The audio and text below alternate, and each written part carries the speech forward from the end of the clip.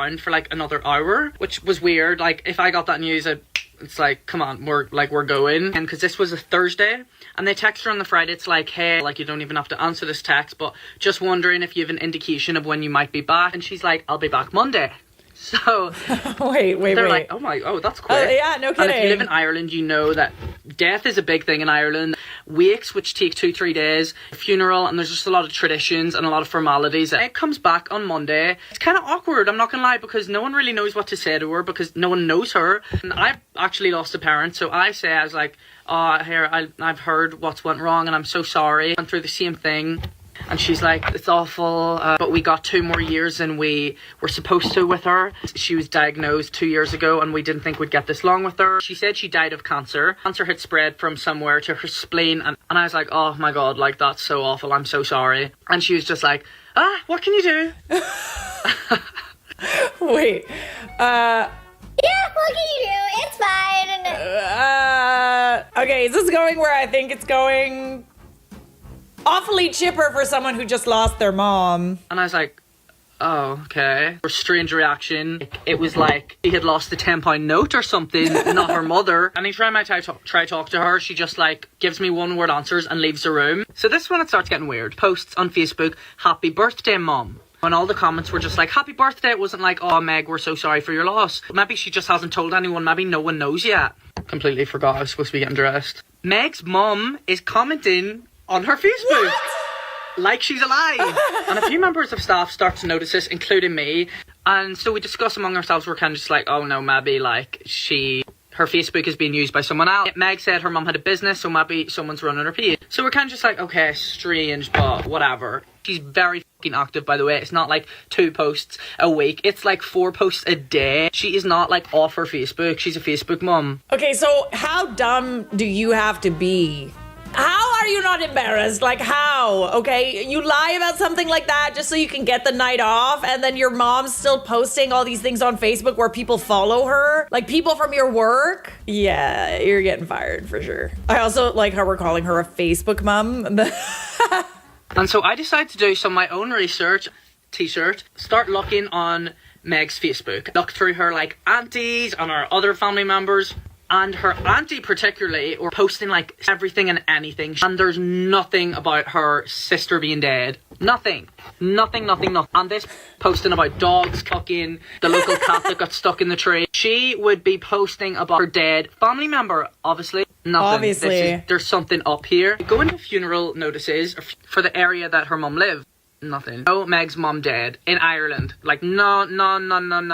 I come back into work and I'm like, okay, listen, I found out something really weird. And I tell management and they're like, we know this. We literally just found out as well. There must be an explanation. There has to be, because this is psychotic. And so head office calls her and basically says, like in a roundabout way, we've seen like suspicious activity on the Facebook. We need like a death certificate just so we can give you your bereavement pay. She says, oh, someone is using her Facebook. I'll bring it in tomorrow. Guess who doesn't show up for her shift tomorrow? Oh, buddy. Meg, because her mum is still alive. She lied about her mum's death. Buddy. To get some time off work. To get a weekend off work. And she said she was at her mum's funeral. She said to me, her brother is being housed by their cousins because she doesn't have a good relationship with her dad, and her mum's dead now and she needs to make money. She needs this job to make money. But wait, the story just gets even crazier, okay? More crazy? I work as a musician on the weekends. I go into this pub where I play sometimes. And who is working behind the bar?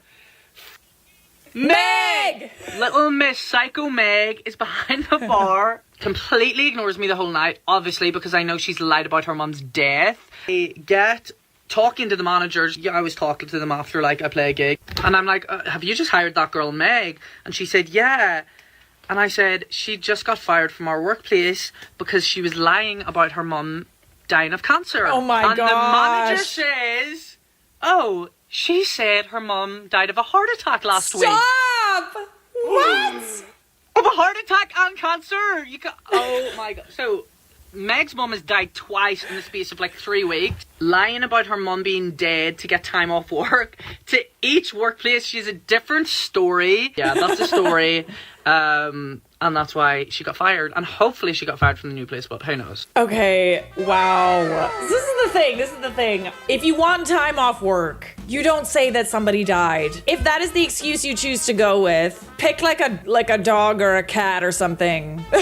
Because this is cray. You're gonna be able to validate this. Why wouldn't you just call in sick? Like, why do you have to lie about somebody dying? Why wouldn't she just say granny or something? I've been saying this, or an uncle or something. Oh yes, sorry, my uncle died. Even that is just, I don't know. I don't want to put that out into the universe. You know what I mean? I firmly believe that whatever you speak, whatever you write, very powerful. Don't be putting those things out in the universe, because then when it does happen, people are going to be like, I'm sorry, how many aunts and uncles and grandmas and moms and dads do you have? I thought they were all dead. Hi, Meg's mom here. I'll have you know it's hard work being reincarnated, dying over and over. You can be nice to my daughter. Wow, sorry, Meg's mom. That didn't even cross my mind. I didn't even understand the possibility of being reincarnated over and over again. Thank you. I've been fired 3 times from 3 different companies, and they were all my fault. In my defense, we have to factor 2 things. 1, my age of whenever I worked there, and 2, the fact that my parents never let me work as a teenager because they wanted me to enjoy my youth for as long as I can, since I'd be working for the rest of my life anyway. I got my first job at this trendy retail store just a little bit after high school, so it was first year uni, and it was like the cool place to work because it was paying more than minimum wage. So minimum wage at the time was $9, and this place was paying $13. So everyone my age worked there or wanted to work there, and since this was first year uni, all I cared about was partying and getting never worked a day in my life before this, so I had no concept of professionalism at all. So I would either show up late, not show up at all, or show up and like I would just never even call in. I was taking vacations and giving myself time off whenever I felt like it, and I never even got anyone to cover my shift. Since a lot of my friends worked there, I was always hanging out with them and taking really long lunch breaks or just long breaks in general, and even giving myself more breaks than I was allowed. I would take stuff from my friend's department so I could return it to them later, so it gives me an excuse to be at their department and hang out with them. This was all caught on security cameras too, including us taking shots in the change rooms. I had no customer service skills and always avoided talking to customers because I never knew what to say to them, and I hated my department because they put me in the men's underwear department. So I always had creepy guys hitting on me and guys giving me used underwear to return. Ew. So I've been working at this place for 2 months. The fan on New Year's Eve because my friend and I showed up to work hungover, so we were both puking in the bathroom and it just smelled like vodka, and HR happened to be there. So then a couple days later, my friends were visiting me and asking me if I wanted to hang out after work, and I was like, sure. I got off at 9, and they're like, okay, we'll just walk around the mall for a bit and then we'll just come grab you when you're done. And then my manager came up to me and was like, hey, HR wants to talk to you, and I was like, okay, yeah, I'll see you guys later. So I went to go talk to HR. Then HR just had like a long list of demeanors of stuff that I've done that I never even like included in this video, and they were like, yeah, we're gonna have to let you go. It was so quick, and they pretty much told me they never wanted to see me again, so I ran out, and my friends hadn't even left the store, and I was like, hey, you guys, turns out I can hang out sooner than later. My friends were like, oh, did you mix up your shift? And I was like, no, I just got fired. Low-key, it was kind of traumatizing because I felt blindsided for some reason, so I didn't work for a couple of years until I got my accounting diploma, and when I did, I worked 2 accounting roles in 1 year, so for 2 different companies, and I got fired from both of them in the same year. It's always funny when you get fired and it's totally your fault, and you're like, How could they? I don't get it. How could they do this? I'm surprised you didn't get fired sooner, babes. Like, if that was a trendy place to work and there was all these people that wanted to work there, you should have been fired from the first indiscretion. 1 warning and then you're fired. I understand that you were young and you didn't understand any concept of like professionalism, but like, how did you not know that like showing up late and doing all those things is not professional? Girl, how did you not know this stuff is literally common sense? That's what I'm saying. Like, how do you not know? Oh, I didn't know. I'm so young. I'm sorry, what? Have you never gotten in trouble for being late? I don't think you can blame this on your parents not letting you work in high school. My first job at 16, I knew none of that was okay. Yeah, my first job, I was like 14, and like, I'll be d***ed if I showed up late. Like, hell no. Oh, we've got a part 2. Part 2, and the last part of how I got fired 3 times from 3 different companies and how they were all my fault. After I got my accounting diploma, I worked 2 back-to-back accounting roles for 2 different companies, and I got fired from both of them within the same year. My first accounting role, I got in so much for being on my phone all the time because the role was just so boring. The company culture also sucked because there were so many snitches. Like, literally random people would walk by my desk and tell management anytime I was on my phone. Obviously, after my first warning, I didn't go on my phone as much, and people would still snitch on me if I was doing something as little as like changing the song or like changing the podcast that I was listening to. It got so bad that management physically moved my desk to be in front of her desk so she could watch and make sure that I wasn't on my phone. She would have rather that I just click around the screen on my computer if I ran out of work work and after I reviewed everything already. They were also so cliquey. Like I hated going to lunch and it was like such a high school vibe because like management would literally be like that group of girls that would like whisper among each other and like point and like laugh. Anyway, that made me realize I didn't like being micromanaged, so I didn't really care about getting fired from there. Plus they were barely paying me anything. In the next accounting role, this girl that was like the all-star employee just had it out for me. A recruiter got me that job and I didn't have any problems. He only said that it was 8-hour days and I could start anytime between 6 and 9. I was like, okay, cool, and I did my job. And then halfway into my contract on Black Friday, my recruiter visited me to let me know that he talked to HR and HR thinks that I'm doing a really good job. He was like, keep up the good work, reward yourself with some Good Friday shopping today, and I did. In the middle of me shopping, like I was at checkout, the HR of that company called me and was like, yeah, we're gonna have to let you go. He was mad about it too. Like he was like, don't bother coming in to get your stuff, we'll get it mailed to you. And I was like, what happened? And apparently the all-star employee was talking mad about me, saying that I was coming in whenever I felt like it and that I thought I was too good for everyone because I didn't like to interact with people. No, it was just her. I didn't like interacting with her because she was always such a to me. She didn't know the terms of my contract regarding the hours, so she made it sound like I was literally just coming and going whenever I felt like it. Anyway, I didn't want to fight it because I didn't like that company either, and I just hate doing accounting. And this was the actual getting fired moment that actually messed me up because I was completely blindsided. Anyway, I'm not like that anymore, and I actually straightened up and I started working an accounting role again for this really big bank, and they actually had like insane training. I like the training, but I hate accounting, so it was actually me that made the decision to leave this time. Now I've been at my job at this investment firm for the last like 3 years now, but moral of the story is, if you're an adult like me that had to learn responsibility at a later age, don't be ashamed of it. It comes eventually. Kind of just sounds like you really hated those jobs and didn't want to be there at all. I always say that if you get fired, it just wasn't meant for you, or you were late all the time. To be fair, I do feel like this second story wasn't necessarily her fault as much. It just sounded kind of like a toxic workplace. Lord knows I know toxic workplaces that are very cliquey like that. But that was actually like a good way to end the video. A very good message. Honestly, I think this girl's just like super likable and everybody just gives her work. I find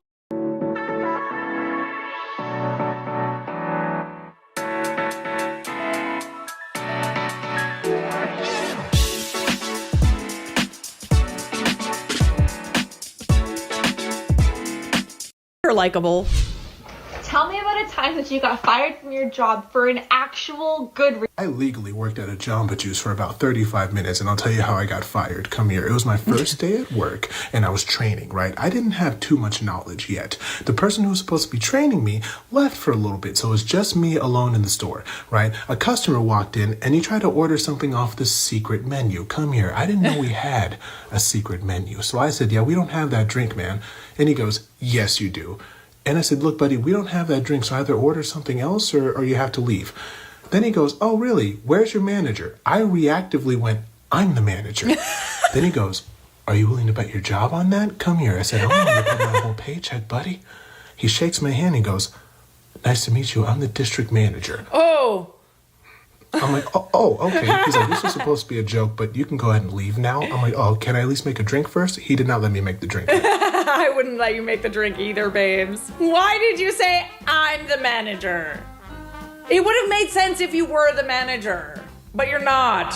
That's not a good reason to get fired. You shouldn't have been left alone on your first day, and that was intensely unprofessional behavior by the district manager. Okay, yes, he shouldn't have been left alone on his first day, but he also shouldn't have been impersonating the manager. He was good. He was good. Honestly, first hour working at a place, fine. But he said that he was the manager when he wasn't. I once worked at a tanning salon when I was like 15 years old, and I just really hated this new manager that came in. I hated her so much. She sucked so much. And then one day I just like didn't want to show up to work. And then I got fired. And I was so upset about it. I was just like, oh, I was crying so much. But at the end of the day, girl, it's a tanning salon. I think you'll survive. You were getting a little orange anyway.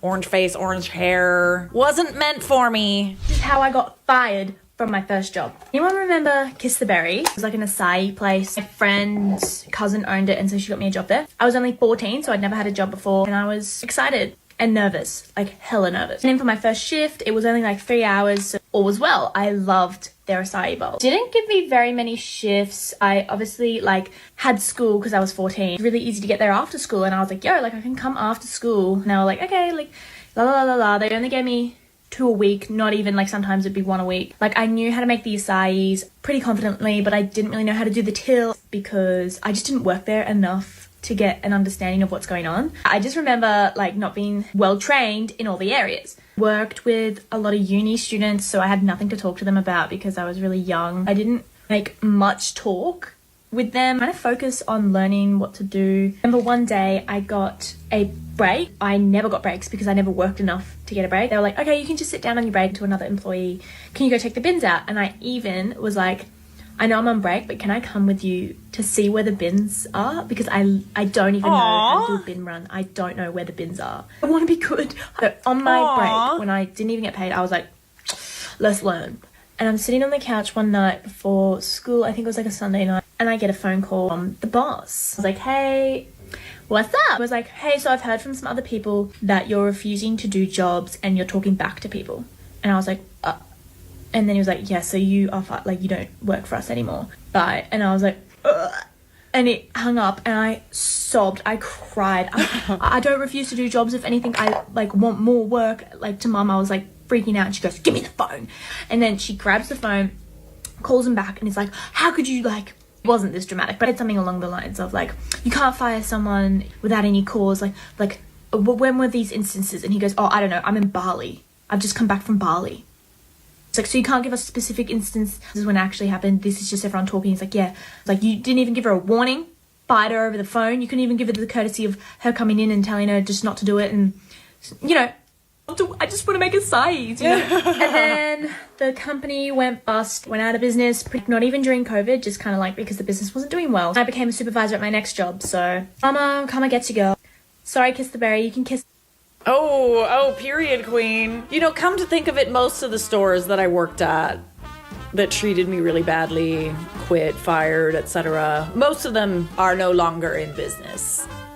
Except Aritzia. Ugh. I'm still so traumatized from working at Aritzia that I fold clothes so that the employees don't have to fold them. Line them up, babes, line them up on the table. I will physically hang up the clothes again in the change room because I feel so bad for these employees. Get ready with me to get fired from my job that I literally just started. Since the age of 15, I've had several jobs and I've never been fired, so I find this funny. Yesterday, at the end of my shift, my manager was like, hey, I need to talk to you. And I was like, oh my gosh, you're giving me so much anxiety. And then she pulls me far away from all of my coworkers. And I was like, okay, now you're really giving me anxiety. Am I getting fired? Like, I was laughing because I was like, there's no way. She pulled me aside to tell me that my face looked so miserable at work that she didn't think I was a good fit for the job. I didn't know what to say. I was just like, what? Oh my gosh, I'm so sorry. Like, I'm not miserable. Like, I have nothing against this job. I told her I knew I had a resting face, but I didn't realize I looked that awful at work.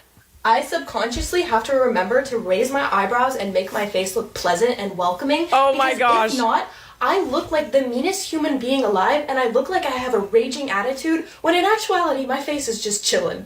For example, this is what I look like. Miserable, awful. Anyway, I guess we'll see if I get fired today for having a ugly face at work. It was just a minimum wage job, waiter job. I honestly don't really care if they fire me, like, it's not a big deal. Imagine getting fired for your face. Sorry, babes. I'm sorry. We're gonna have to let you go. Your face. It's not working for us. What the f***? I don't think that they can actually fire you for that. I think that that's like cause for a lawsuit. Why did you leave your last job? They didn't like my face. Isn't this the equivalent of like, why don't you smile more? Why don't you smile more? You're not pleasant. Like, I feel like this is like low-key misogynistic. I'm not gonna lie. You're not even saying anything wrong. You're literally just standing there with a face. Tell me the times that you got fired down below in the comments. This is the innovative McCormick Snap Tight Bottle. A bottle redesigned to seal in vibrant, long-lasting, fresh flavor. McCormick Snap Tight Bottles. Keeps flavor fresh and dinner delicious.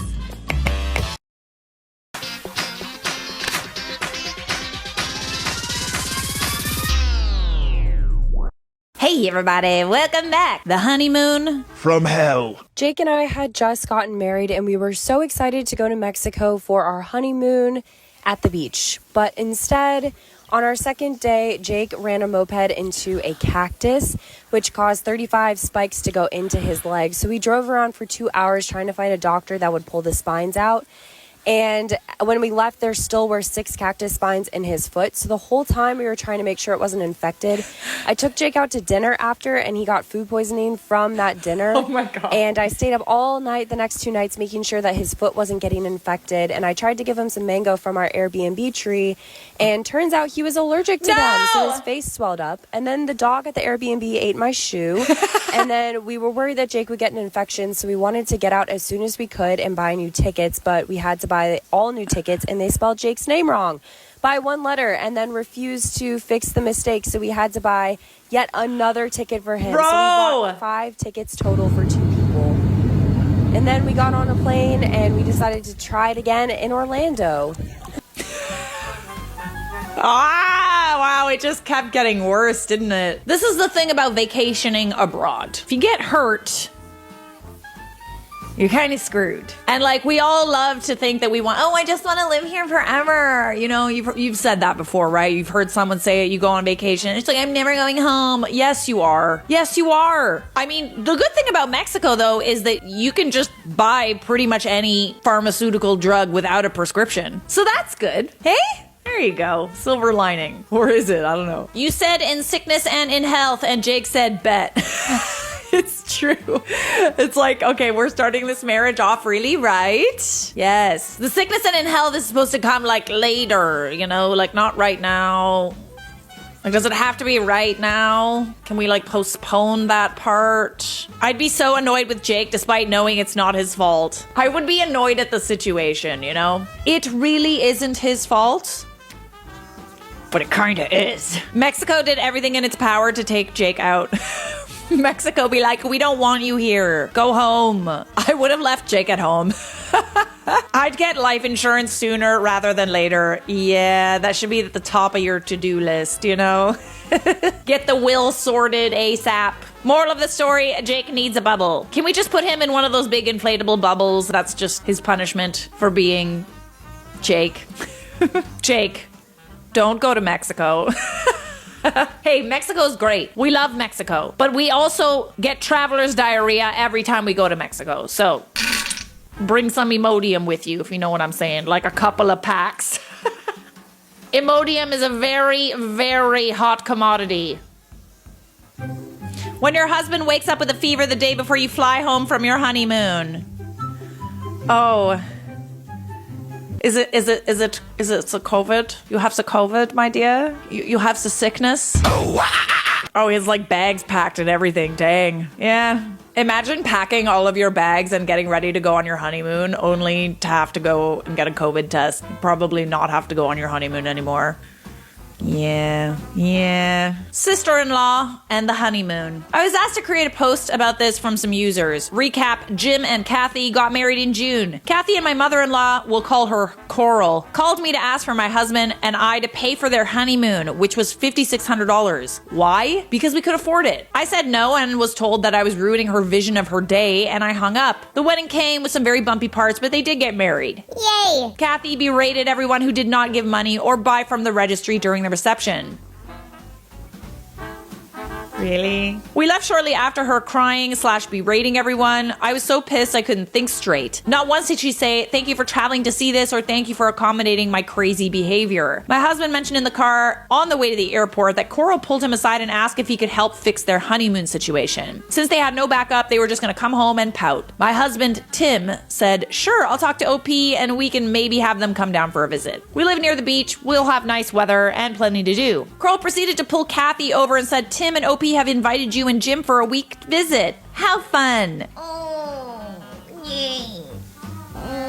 Kathy then proceeded to give Tim a hug and said they would be in touch tomorrow to finalize plans. Tim said, I will need to run things by OP as she's a teacher and has to go back to work soon. So we will let you know if that works. Coral said, oh, I'm sure OP won't mind, Tim. Let me handle that. Let's be clear about this. She minds. She minds a lot. Good Lord, I was mad when I heard this was all planned even before I had heard about it. So in the end, I thought this was a peace offering for Kathy and I to get along. Maybe I'd been unfair to her, I don't know. Once we got back, we scheduled for them to arrive on June 25th, a week after they married. We found cheap tickets through Frontier. Yay, even better, it was a direct flight. We bought a new bed as the other was a futon. New sheets, I bought items to put in the welcome package, toothbrushes, snacks, etc. I bought them new towels and gave them the kids' bathroom, cleaned up and down the house. And the day they arrived, the first thing I heard was, Why Frontier? They are horrible, OP. I will never fly with them again. well, beggars do choose, don't they? Try to go with American Airlines next time you buy me a free flight. I'll let that go, but I could see this trip was not going to change my opinion of her. She asked what was for dinner as she wanted to go out. My daughter has celiac disease, so she can't have gluten and it makes it hard to go out. She stated, then cook her food and bring it. You know that, like, they don't, like, let you do that, right? I chose to make a barbecue bowl instead. Everyone else loved it besides Kathy. She didn't eat, only opened my expensive wine and poured a glass. When Tim mentioned, that's OP's really nice wine, could you get a glass from another one? She proceeded to pour the wine back in the bottle that she drank from. Oh my God. I also found her rummaging through our pantry eating snacks since she didn't have dinner. She ate around 5 protein bars my hubby uses for weightlifting. Oh, bro. Oh, you do marry the family, don't you? I was told by my kids she spilt Coke on our couch on accident and was wiping it with our blanket. We have nice hardwood floors, so of course they were sticky. Left Coke bottles spread throughout the house, took all of the items I bought for the welcome package home even though she didn't use them. We went to the beach and we live near the Carolina coast, so we traveled in my hubby's truck. The 2-hour drive was too much on her back. She's a bigger girl, probably 260, and then asked for my son to switch with her. I said no. He needs to sit in the middle of the front because he was old enough and could fit. How was she going to fit? By having us both in the back seat with him on my lap. She pouted the entire time and ate candy and snacks while smacking her mouth noisily. She then proceeded, once we got to the beach, to whine about no one applying sunscreen to her. On her? I said I was putting it on my kids first. She could ask her husband. Isn't it like your honeymoon? Isn't it supposed to be like a sexy thing? Nice and sexy, sensual. She could ask her husband as my kiddos were excited to start swimming in the ocean. She apparently never did because she developed a horrible sunburn. Now all of us got a little sun. We were there for hours, but Kathy was obviously in pain by the time we got back to the truck. Once we got home, she took a shower, grabbed some Gatorade, and went upstairs. They were leaving the next day, so I mentioned to Jim, wash anything you want, just try to shake the sand out before putting it in the washer. After tending to my family, I realized Kathy was doing laundry. I didn't think twice because maybe she was uncomfortable with Jim touching her clothes. The next day, as we were leaving, Jim comes to me and says there was a little accident in the bed. I said, no problem. I was going to clean them anyways. I thought it was her period by the way he was talking. I know how embarrassing that can be. And I would just throw away the sheets. Nope. There was poop! Poop on the duvet! Sand on the floor, in the bathroom, and a dirty razor with hair from down there on it. I was steaming pissed, so I started scrubbing everything, threw away the duvet, and when I was done, I went to start the laundry, only to find out she didn't shake out any sand. She washed and dried clothes full of sand. Broke both my washer and dryer, had to have them both replaced. She never did say thank you as well. They should just get divorced. It's fine. Just get divorced. Can you divorce your sister-in-law? Who poops on a bed? How did that poo get on the bed? How did that poo get there? Never mind. I don't want to know.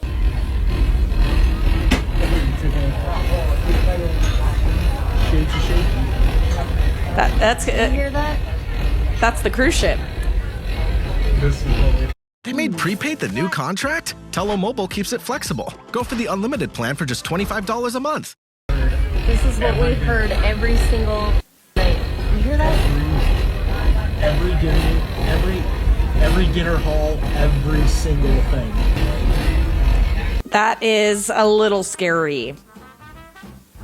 If you weren't scared of cruise ships before, what is one thing that went horribly wrong on a vacation? This was our honeymoon. We booked a 7-day cruise and my husband had surprised me by booking snorkeling. So we get to Puerto Vallarta and then I just had a really weird feeling and I was like, I don't want to go snorkeling anymore. I was in a bad mood. And he's like, I already paid for it and booked for it. Come on, let's try it. We're never going to do this again. Everything was amazing. The boat ride was great. We got to see whales and all the cool stuff. Great people. We land to where we are supposed to go snorkeling. I'm not the greatest swimmer, but it was like a short distance. And it was amazing. We got to see all those little fish. We just kept our head underwater the whole time because like it was so cool that we didn't notice that everyone left. They left us. I was the first one to notice, and then I tapped my husband's shoulder and I'm like, look, there's no one here. They just left you there? Oh God, this is like one of my ultimate fears. They just left you there? That is, you know, that's like the premise for like a horror movie, right? Clearly you're okay because you're like at home filming this right now, but how does one just forget two people swimming? Don't you have like a little roll call or something? Immediately no. Honeymoon in the Maldives, they said. I'm telling you right now, I seen what I needed to see. Is that okay? Oh, so you had fun, eh? That was fun. Good view, great weather. The honeymoon in Thailand we showed on Instagram. Oh, love it. Love to see that. So idyllic. The honeymoon that actually happened. Yeah, you never show all the things that actually happen on vacation, from, you know, just being drunk all the time, going exploring, going on mopeds. I still have a scar from the last time I went to Mexico. By the way, whoever sent me that pawpaw ointment, it's really helping. Appreciate you. All right, I saved the best for last. When you thought you were going on your honeymoon to relax. Oh no. Uh-oh. Oh. No. Wait. Is that supposed to happen? Are you sinking? Is that